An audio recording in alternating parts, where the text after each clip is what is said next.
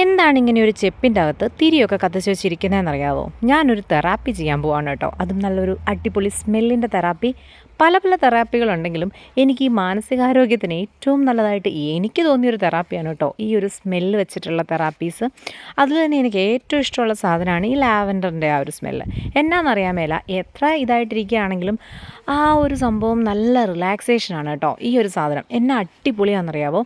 നല്ല, അതായത് വലിയ സ്മെല്ലൊന്നുമില്ല, ചെറിയ ലൈറ്റായിട്ട് നല്ല രീതിയിൽ നമുക്ക് നല്ല റിലാക്സേഷൻ തരുന്നൊരു സംഭവമാണ് ഈ ഒരു ലാവൻഡറിൻ്റെ ഈ ഒരു സാധനം. അതായത് ഈ ഒരു ചെപ്പില്ലേ, അതിൻ്റെ മുകളിൽ കുറച്ച് വെള്ളം ഒഴിക്കാനുള്ള സ്ഥലമുണ്ട്. അപ്പോൾ അതിൻ്റെ അകത്ത് നിറച്ച് നമ്മൾ വെള്ളം ഒഴിച്ചിട്ട് 1-2 ഡ്രോപ്പ്, കൂടിപ്പോയാൽ ഒരു 3 ഡ്രോപ്സ്, അത് മാത്രം മതി.